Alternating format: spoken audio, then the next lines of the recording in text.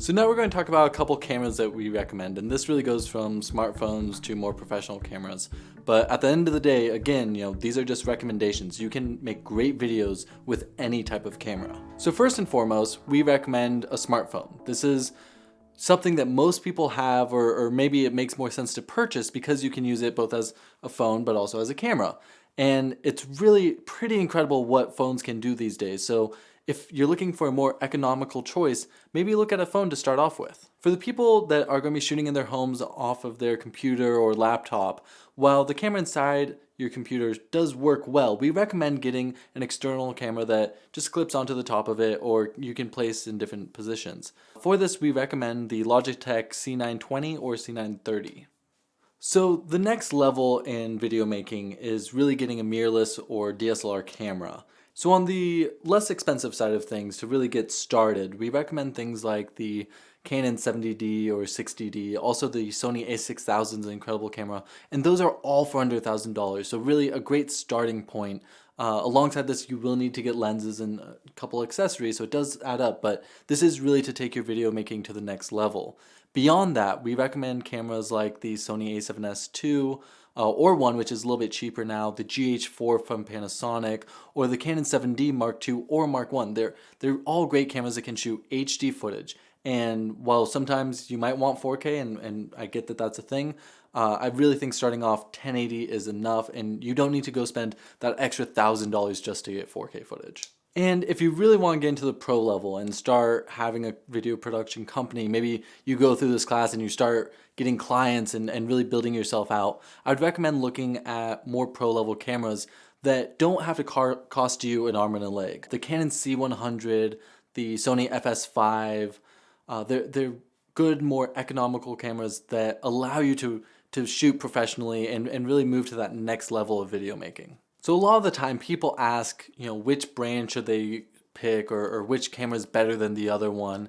And while I have my personal preference, I think every video maker does have their own preference as to which one they like most. The most important thing is to pick a path and stay with that. If you're going to shoot with a Canon camera, you're going to be shooting with Canon lenses, and thus you're going down that path. If you start shooting with another camera, you need to think of the accessories you're going to be buying, because to go from a Sony to a Canon or a Canon to a Nikon, it adds up when you go and sell everything off and then have to buy all new accessories. Also know that there's benefits to different ones. Sony currently is leading the way in low light sensitivity, whereas things like Canon, you have so many lens options at a much more economical price point. So there's pros and cons to every camera, and you just have to decide what's right for you. So once you've decided the camera, a really important step is picking lenses. This is ultimately going to affect your image quality quite a bit. And it's something that I've always said, you can pick a cheaper camera but invest in lenses, because these things will last you a much longer time. Starting off, most cameras, most DSLRs or mirrorless cameras will come with a kit lens. And this is a very generic zoom lens that is typically a little bit slower, not going to give you the really professional look, but it's a fully functional lens.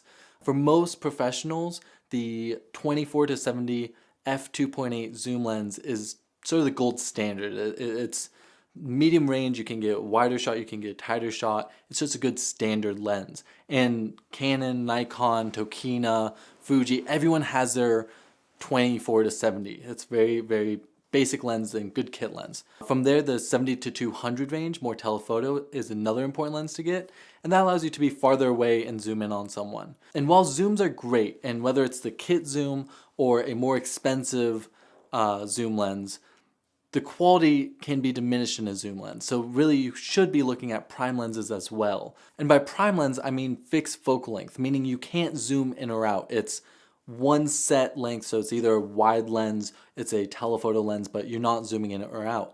The glass of these lenses will be much better for the price point though, so you can get really professional look to your videos by using them. It is a little frustrating because you can't just zoom in or out more easily, but you can get a really great looking shot. As an example, the nifty 50 is really a favorite of filmmakers because you're able to get it for such a cheap price, and whether it's Sony or Nikon or Canon or whatever manufacturer, they all make this cheap 50mm prime lens, and it's really a great way to get professional looking interviews, professional portraits. Those are some of our basic lens recommendations. Again, we don't want to get specific on which manufacturer to go with.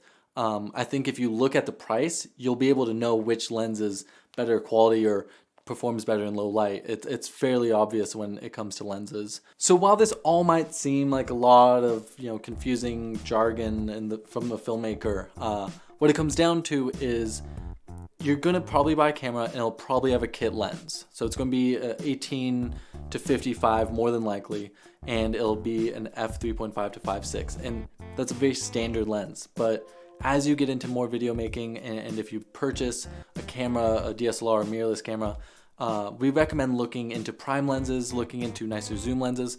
And again, it comes back to what type of video are you making?